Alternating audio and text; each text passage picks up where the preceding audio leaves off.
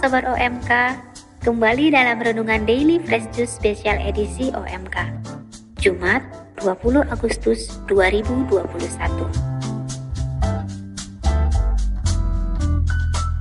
Bersama saya April Beruginting, member grup DFG Fellowship 13. Saya dari Paroki Santo Yosef Deli Tua, Medan. Dan renungan hari ini akan dibawakan oleh Kak Ali Antonius dari Tangerang. Yuk, mari kita dengarkan.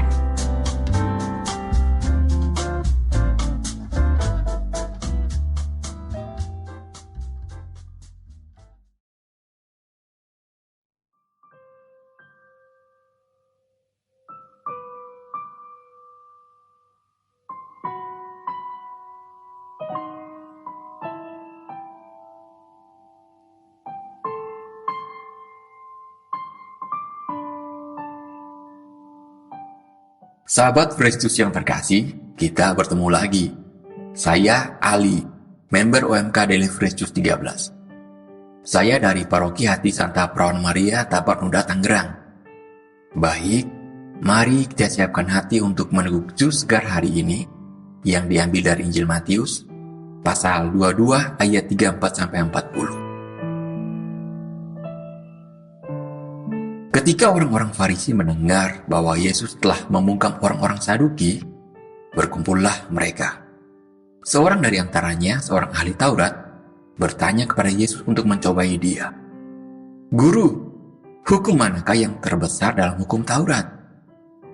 Yesus menjawab, "Kasihilah Tuhan Allahmu dengan segenap hatimu, dengan segenap jiwamu, dan segenap akal budimu. Itulah hukum yang utama dan yang pertama. Dan hukum yang kedua, yang sama dengan itu ialah, kasihilah sesama manusia, seperti dirimu sendiri." Pada kedua hukum inilah tergantung seluruh hukum Taurat dan kitab para nabi. Demikianlah sabda Tuhan. Terpujilah Kristus.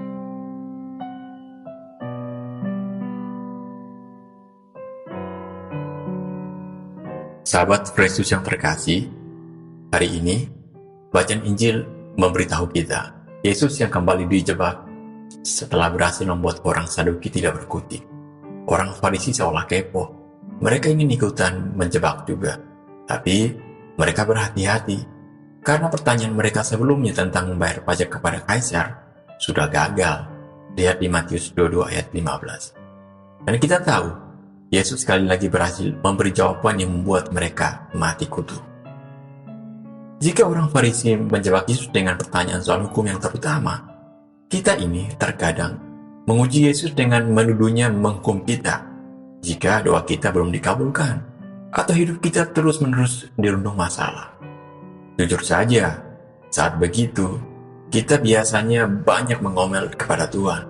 "Kenapa harus saya, Tuhan? Kenapa harus saya?"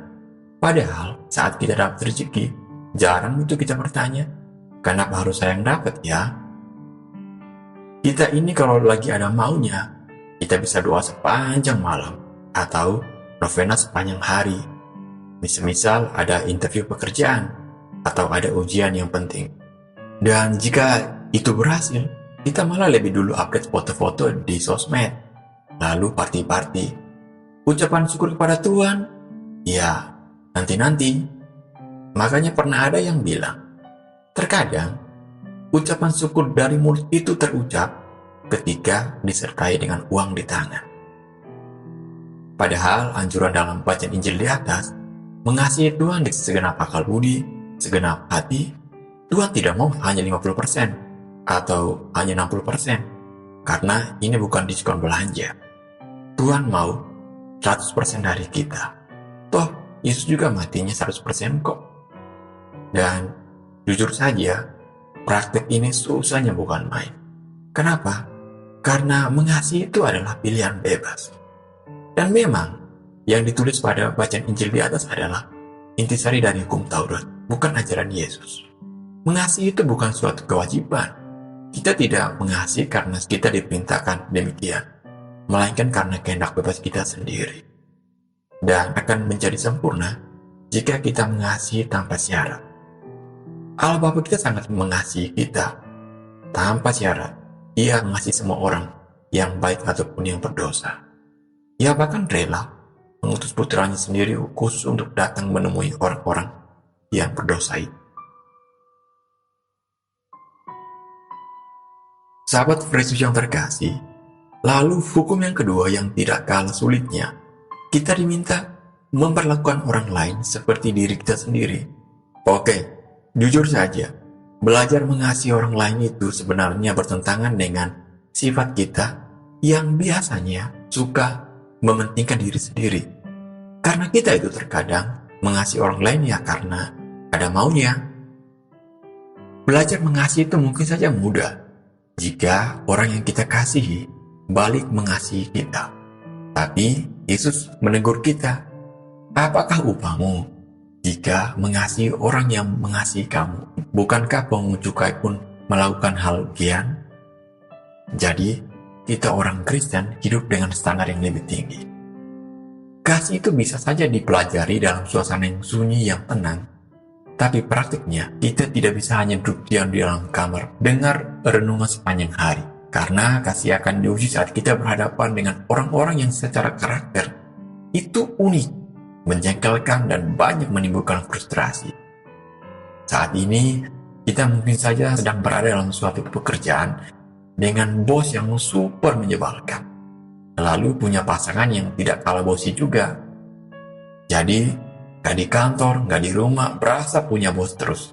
Ya tapi itulah salah satu bahan ajar atau materi mengasihi. Kita belum bisa dibilang orang yang penuh kasih jika kita tidak pernah diuji untuk tidak mengasihi.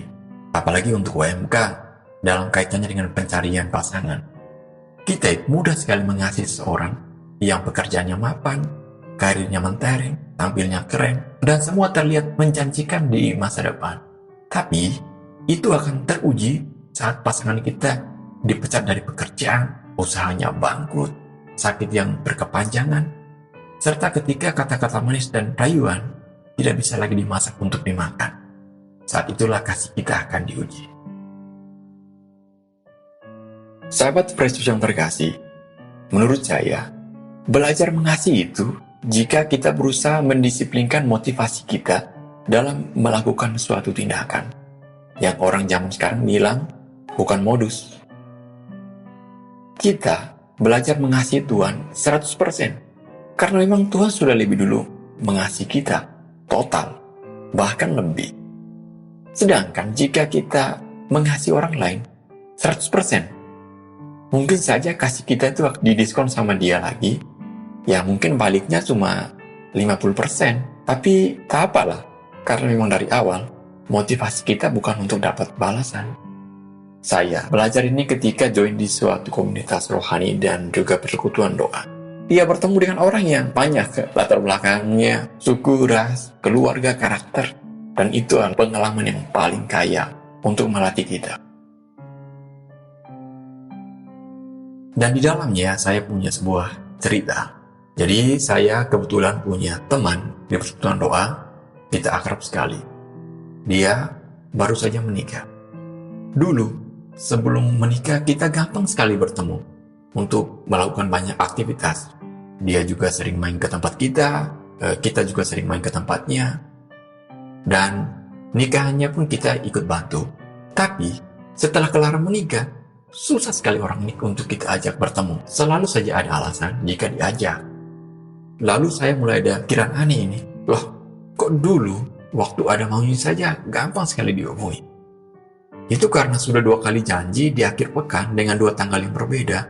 Selalu saja ada alasan dari dia.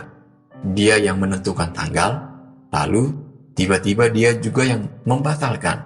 Tiba-tiba ada saja alasannya dia. Entah karena katanya orang nikahan lah, entah karena ronsen bahu lah, yang menurut kita itu alasannya mengada-ngada. Saat mendengar itu, saya refleks bilang ke sahabat-sahabat yang lain, lihat saja, kalau alasannya terus begitu, mungkin minggu besok dia akan ronsen bahu kiri. Minggu depannya dia ronsen bahu kanan.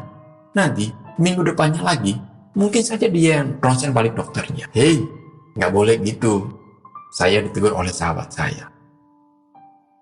Lalu saya pikir-pikir, iya juga ya.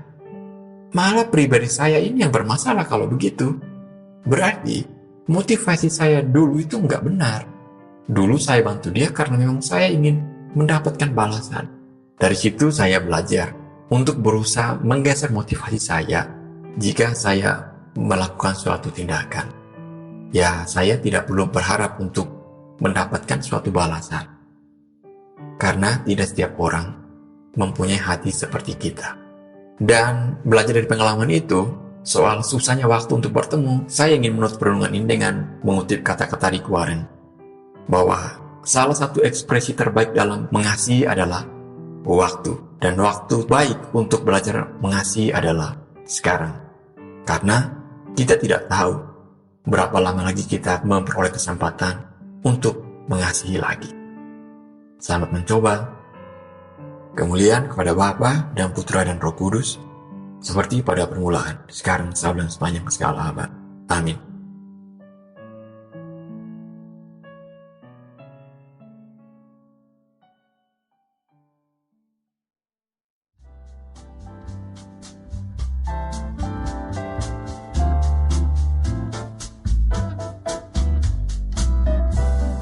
Wah, terima kasih Kak Ali untuk renungannya hari ini.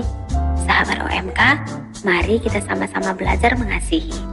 Tanpa motivasi atau embel-embel untuk dibalas perbuatan kasih kita itu. Tetap semangat ya. Selalu jaga kesehatan dan sampai jumpa di renungan edisi OMK selanjutnya. Salam Fresh Juice.